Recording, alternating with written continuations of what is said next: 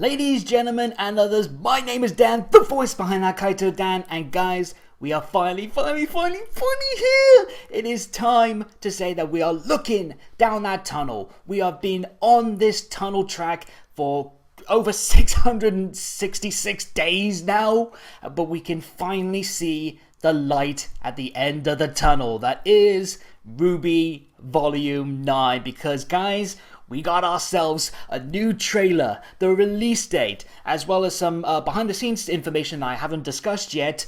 And yeah, there's just a lot of reasons to get excited right now. Oh my god. But before we get into any of that, I do want to quickly mention the fact that, yeah, it's been a while since you guys last saw me on camera, again, or just in terms of like regular uploads on this channel. There's a lot of reasons why. Most of it is just stuff getting on the way, a lot of technical issues definitely affecting me right now. One of the biggest issues, though, is the fact that, as you can probably tell by my backdrop, I have moved house again for the 9th time in my life.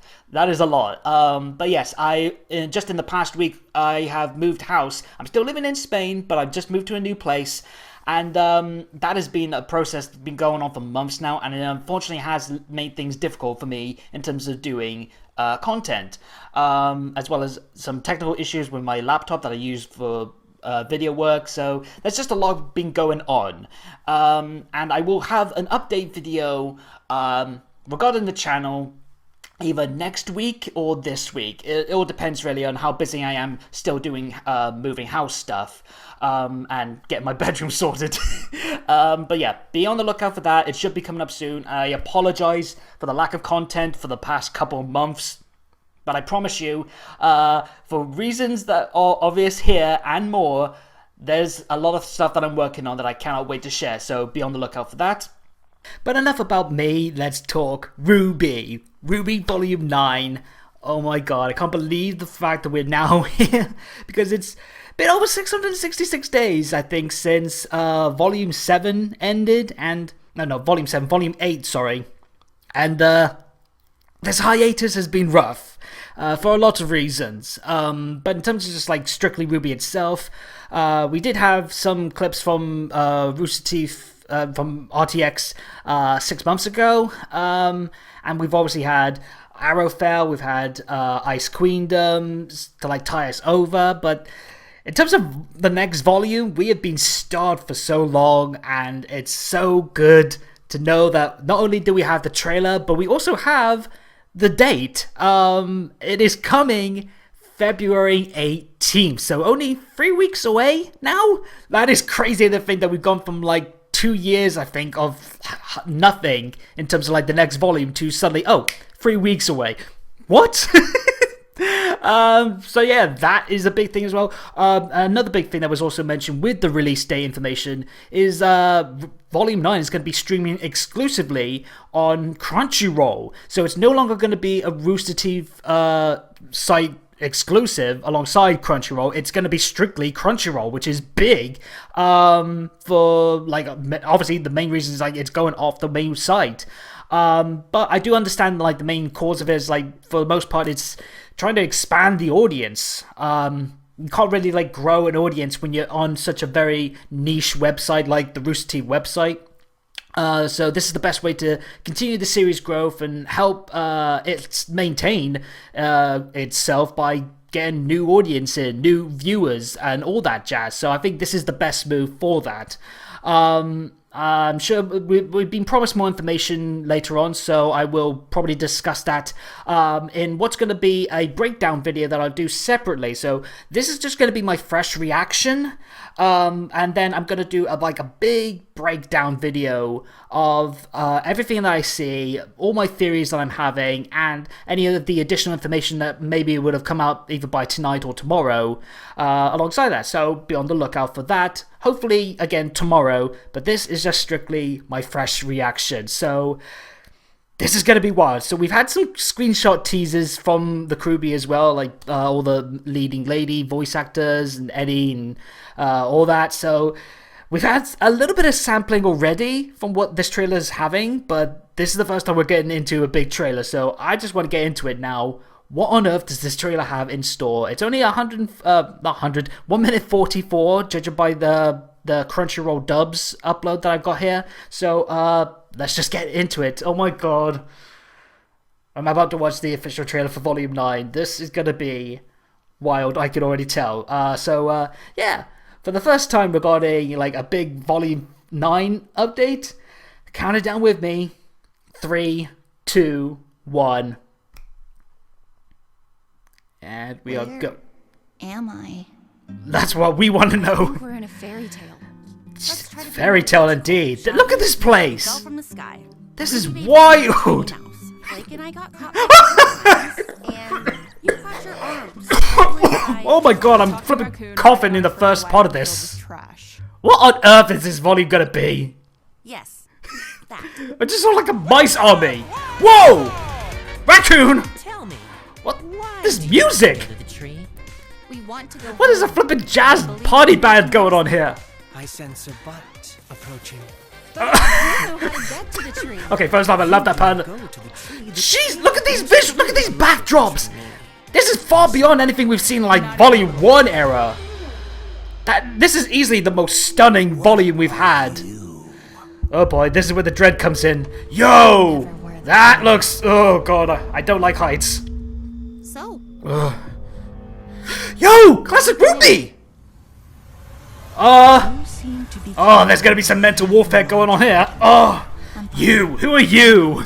What if you could leave Ruby Rose behind? What? Shed like an old. Jeez, what is... What might happen There's so much going on here! Oh my god!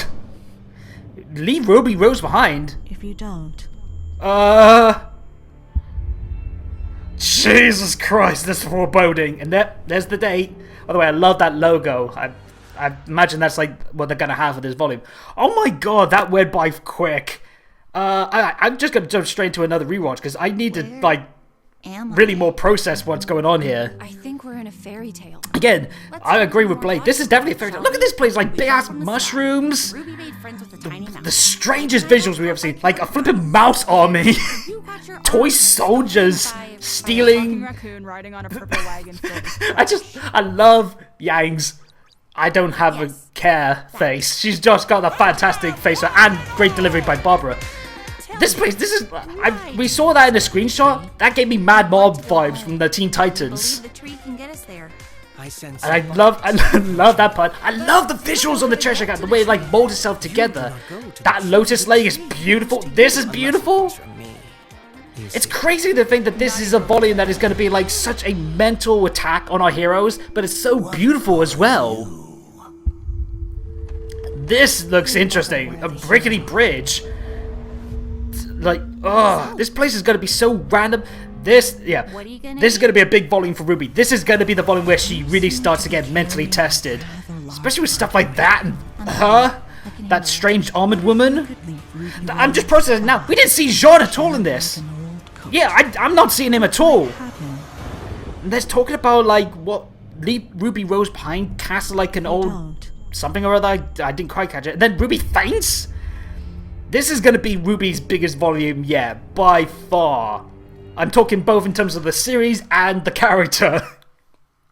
Oh my god! I'm just going to do like a quick look through this and do like a deeper dive again in a separate video. So we again see more shots of Ever After. That's the name of this place, and it's just so beautiful. Like this place here with the mushrooms. It's giving me like big vibes of that mushroom area in Sword and Shield. I think it was like Balloonly or something like that. And I love just like it's so big in scale, but it's also like colorful. And at the same time, it's also very mysterious and unsettling. That's perfect for this kind of world that is going to be like very inviting in a way to obviously like try and entice you to stay. But you don't want to stay because there's some very strange things here, like like a freaking mouse army that is talking. Okay, if you could talk to the Volume 1 self of you watching this series, and you could say to them, hey, at some point in this series, Blake and Weiss get tied up by a mouse army. That is just bonkers to say. It's like, Viva Revolution! This is weird. So I like the fact that this isn't just going to be a very dark and brooding volume. I like the fact that there is going to be some of the typical RWBY style hijinks and like strange comedy and like more lighthearted stuff. Probably more at the start.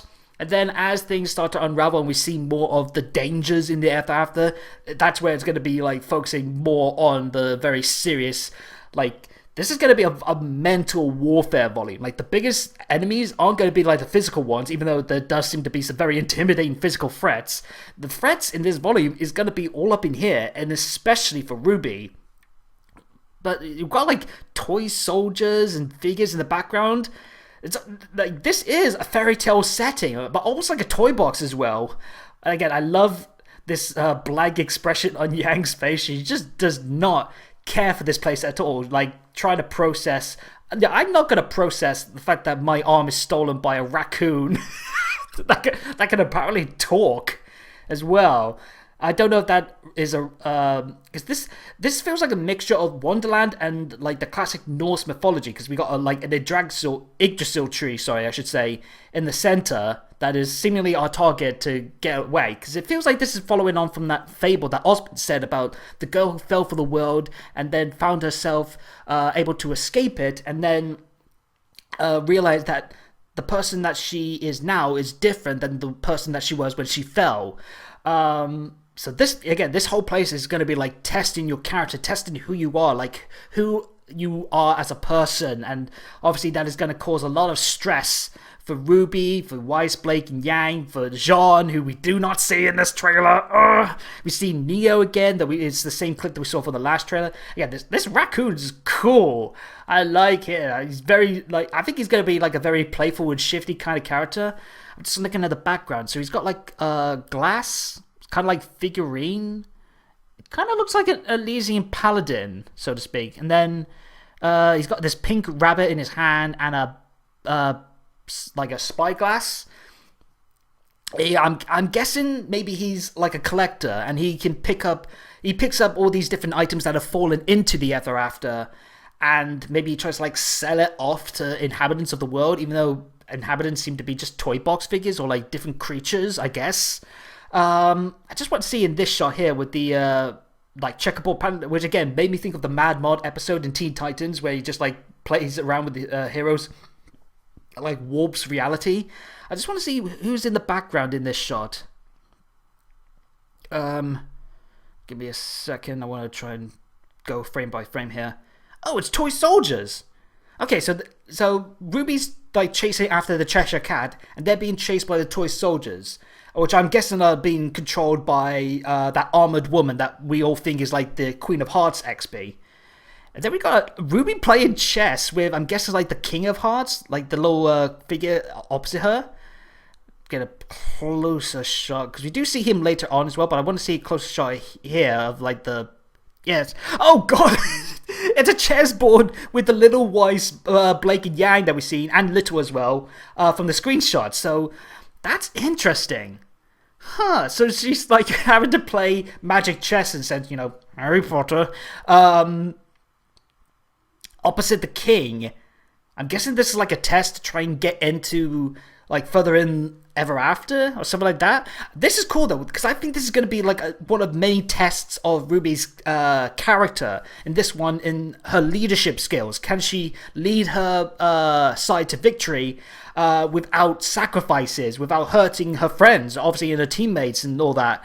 So I think that's what this is going to be, like the first of many mental battles that RWBY has to deal with, and the world is adapting accordingly. So in this sense, it changes Weiss, Blake, and Yang into chess pieces, which is just insane to think about. And then I love the visual of this Cheshire Cat, who I swear, after like the two hearings I've had here, he sounds like Todd Haberkorn, the voice of Natsu from Fairy Tail and Death the Kid from Soul Eater. He sounds like him. I don't know for sure if it's Todd Haberkorn, but I know for a fact I love the asymmetrical way his body moves and like reconnects.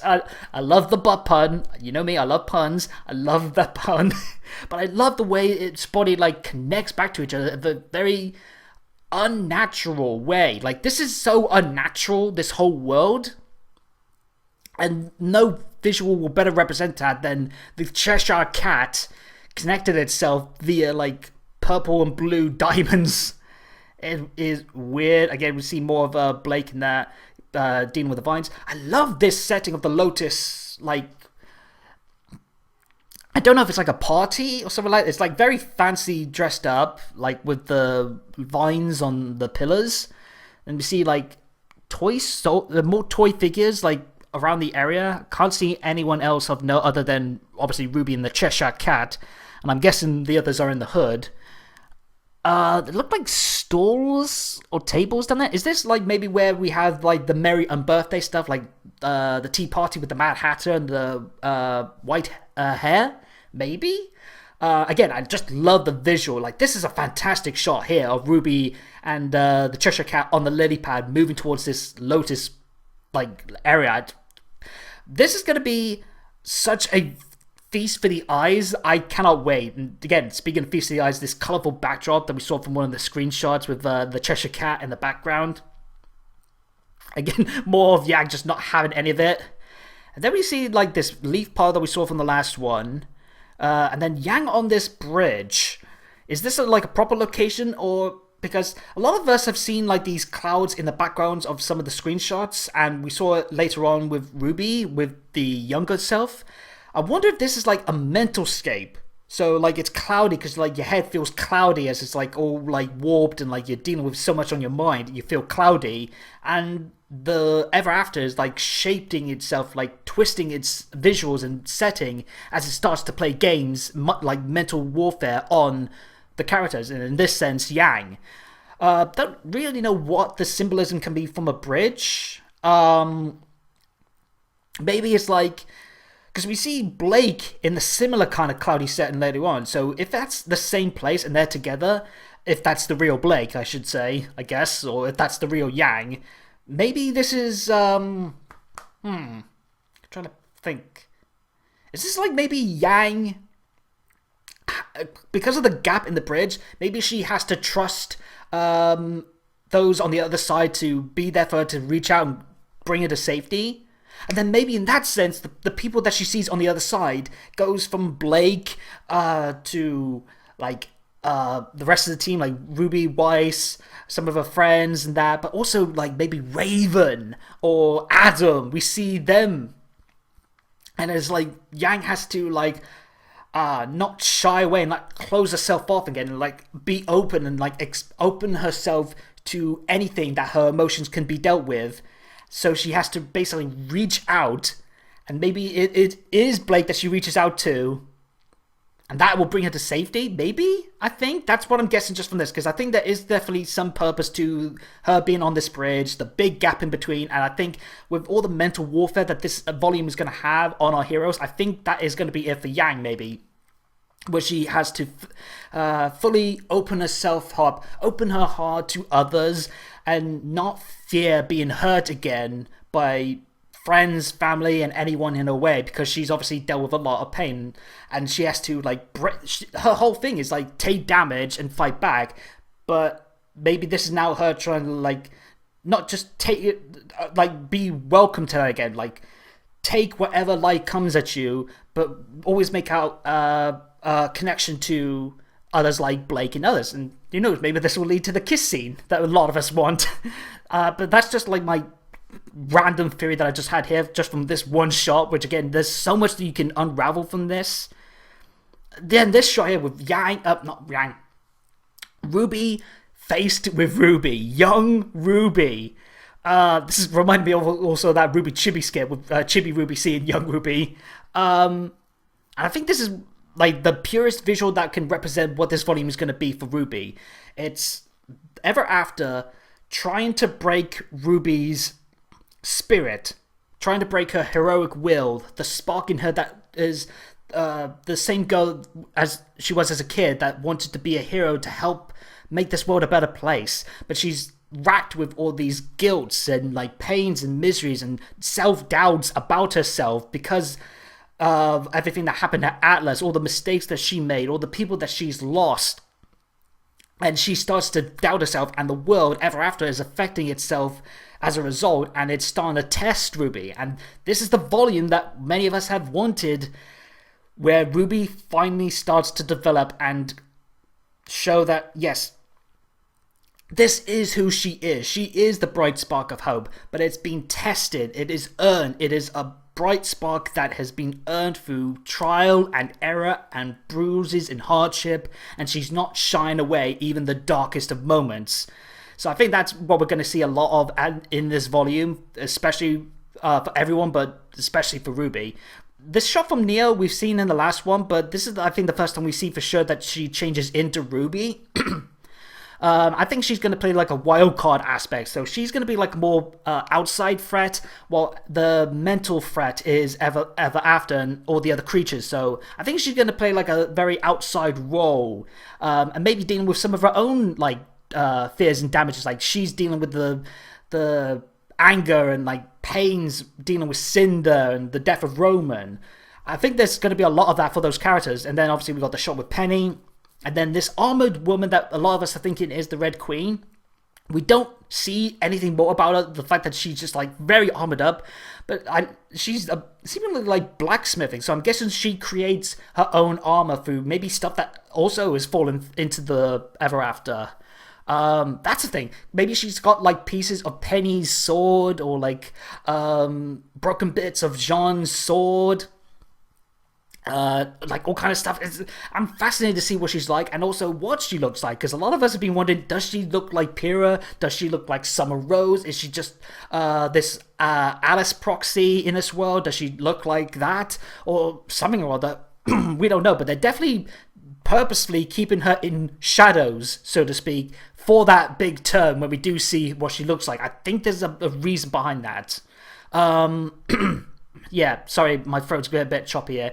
I think this room here with all like the bits and pieces that we saw in one of the teaser shots, that seems to be connected to the forest by the background shot. I think this is the raccoon's place, because he seems to be like a collector of stuff, his salesman. He collects all these things that have been scattered and fallen into the world, and maybe that's what this place is. Not really much I can gather out of the items behind. Obviously, this is the first screenshot that we had that showed off that Weiss, Blake, and Yang have been turned tiny. We don't know how, but if it's like anything to do with Wonderland, maybe it's something they eat. And then we just see like Weiss, Yang, Blake like stressing out. And this thing, oh, okay, now we're into like that quickfire screenshot stuff.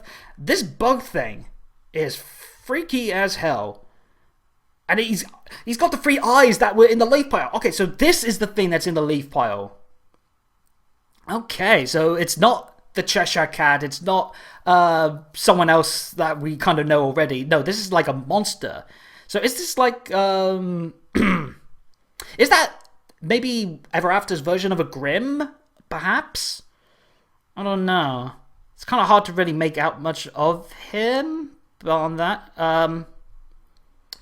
Oh god, come on, work with me here, video. But yeah, this is like why? Okay, so this screenshot. Okay, I thought that was why, that little close-up shot of like the black and white fur, but no, I think that's the raccoon. Okay. Oh, okay. Before I go back to the shot before this, I'm looking at the spiked horn demon. This is the first time we've seen him on the beach. I think before we've seen him in like a cave or something like that, or maybe the forest. No, he's on the beach, so it looks like maybe this is something that Ruby and the gang confront in the first episode when they first arrive on the beach.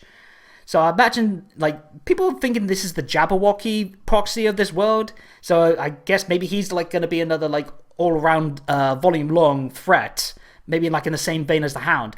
But before this, there's something that flies in that looks like a bird, but I don't know if it's like a bird person or just like a bird. bird. Okay, whoa, hang on. He's got eye wisps. But this bird thing's got eye wisps, like the maidens. Is that supposed to be like maiden magic, or is that just like magic in general in this world? Like people who have magic in this world, when they use it, it comes out of their eyes, or maybe it's just something to do with this bird person himself, because it looks like it's wearing a hat, and I'm guessing this place is the Pink Lotus area, judged by the background. Again, it looks like stalls, so maybe this is like a marketplace in this world. okay, that bird person's wild.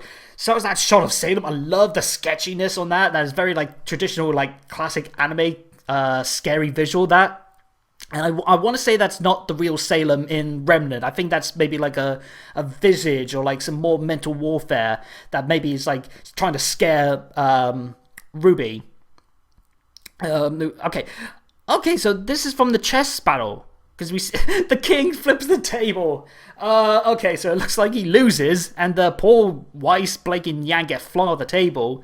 Well, I hope they don't break, like, figures. But, yeah, I guess we already know who's going to win that battle.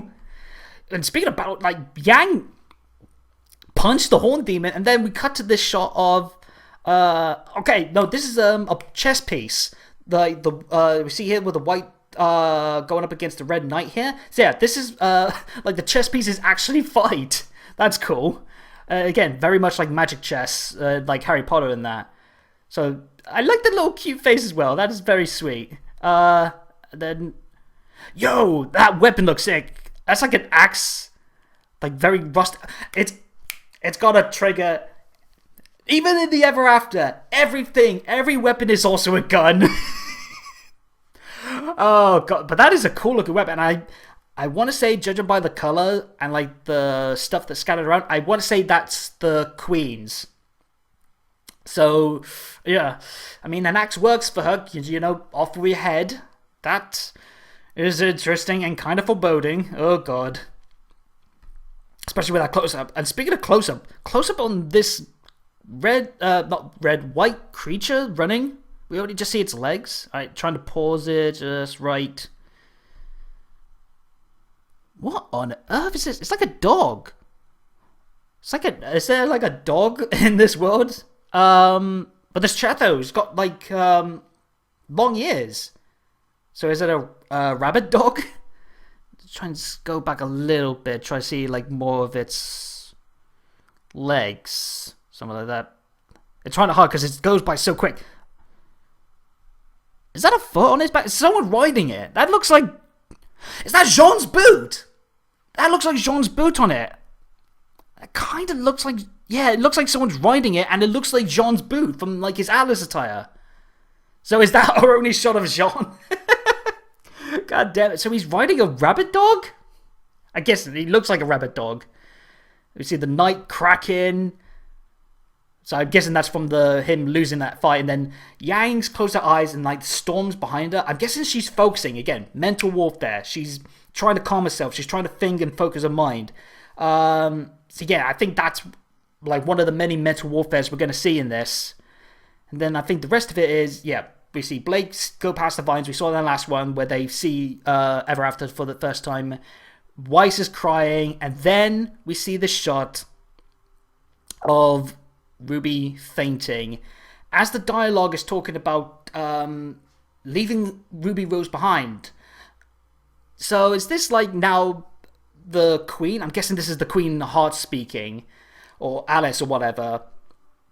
Is it talking to the others about like trying to trick them to make them think like Ruby's to blame, leave her behind and you'll be able to go back home?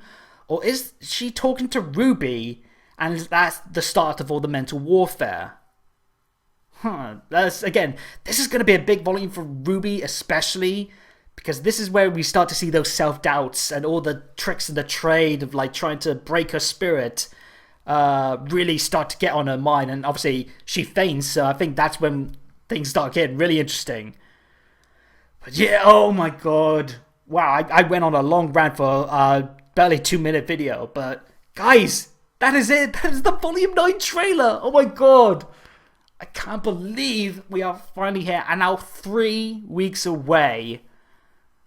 This is going to be such a roller coaster ride of a volume. And straight away, I got to tip my hat to the crewbie for the setting, the visuals. This is easily some of the most striking and most fascinating visuals we've seen in the series. I cannot wait to see more like how it unfolds and like how it all shifts and changes in real time. Yeah, fantastic job by everyone who's worked on this, just on the visual front. And I'm both excited and nervous because this is going to be emotional, but I'm just here for it now. After all this time, I am here for RWBY Volume 9. But yeah, I'll do like a deeper breakdown and more discussion, like some of the behind the scenes and like more additional information on Volume 9 that I imagine will be either tonight or tomorrow. So be on the lookout for that video.